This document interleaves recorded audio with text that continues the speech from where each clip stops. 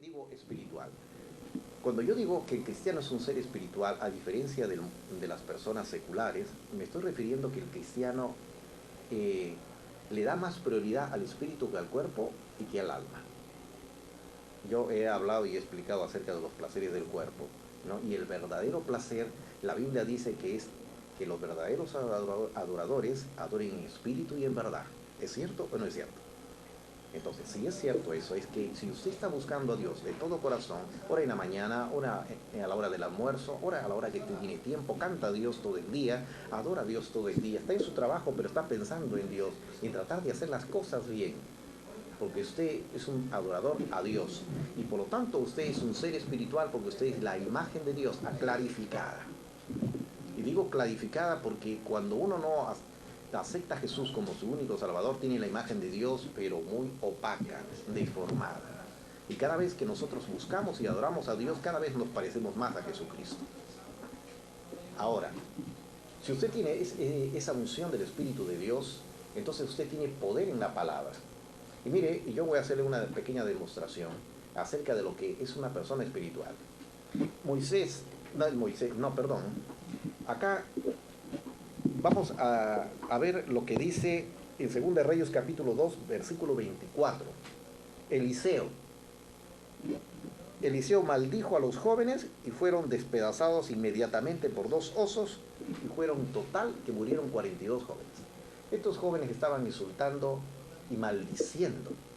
Pero algunas traducciones dicen maldiciendo. En sí estaban maldiciendo al siervo de Dios. Le decían, sube calvo, sube calvo.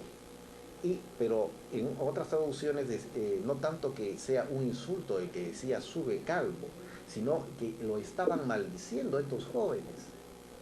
Y lo que salió de la boca de este ser espiritual, siervo de Dios, los maldijo. Y al instante aparecieron 2 osos y los despedazaron.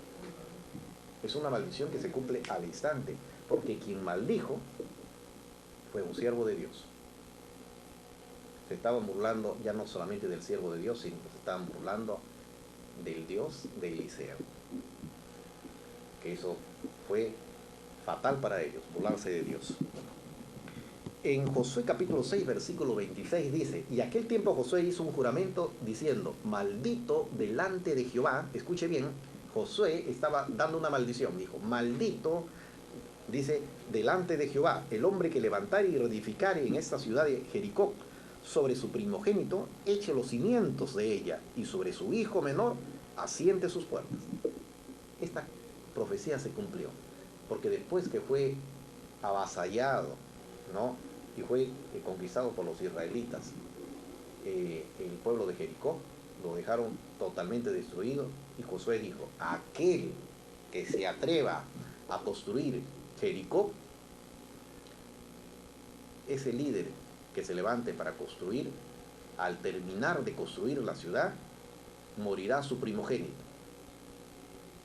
Y efectivamente, aquel hombre que empezó a construir esta ciudad de Jericó, al terminar de construir la ciudad, muere su primogénito. Y luego dice la maldición, y cuando ponga las puertas a la ciudad, morirá su segundo hijo. Y él termina de construir la ciudad, muere su primogénito, y pone las puertas a la ciudad y muere su segundo hijo. Son maldiciones que lanzaron hijos de Dios, porque tenían el poder de Dios y tenían el poder de la palabra, amparado por Dios. Pero es otro tipo de maldición cuando un cristiano en su corazón anida el odio y los malos sentimientos para hacer daño a otras personas. Lo hace, lo dije no hace mucho, lo hace conscientemente de una manera inconsciente. El odio que nosotros sentimos por otras personas, dice, permite afligir a otras personas. Nuestro odio mayormente se convierte en maldición. Yo quiero contarles brevemente una historia que lo cual yo soy, digamos, oidor de la persona que me contó. Una amiga se me acerca al consultorio a devolverme un libro que yo le había prestado hace muchísimos años, para no decir tal vez 5 o 6 años, o tal vez más, o ya mi mente no recuerda. Yo lo había tenido por perdido ese libro. Pero como yo veía que en la vida de esta mujer, mi amiga, había muchos problemas, yo dije, te presto este libro, yo quiero que lo leas, es referente a lo que es maldiciones. ¿Cómo puedes quebrar y quebrantar, anular las maldiciones que hay en tu vida? Me agradeció, yo no lo vi más, yo extrañaba mi libro, pero después de mucho tiempo me visita en el consultorio y me dice, Alain, tu libro.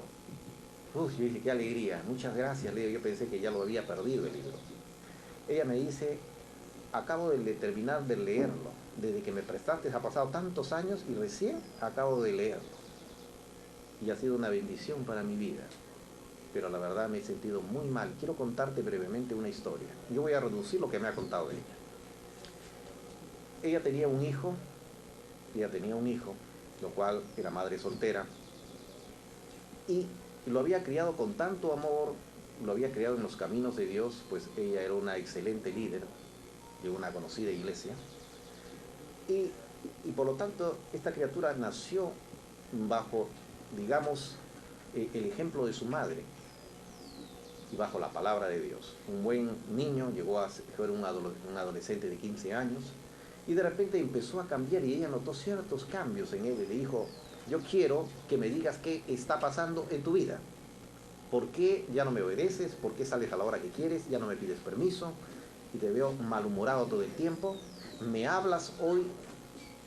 O de lo contrario, yo voy a tomar otras decisiones muy drásticas contigo. El joven, llorando, le dijo, mamá, quiero confesarte que yo me he convertido en un ladrón. ¿Qué cosa? Le dijo su madre, haciendo una pregunta, ¿qué es lo que me estás diciendo? Sí, madre, me he convertido en un ladrón. Y te voy a contar cómo.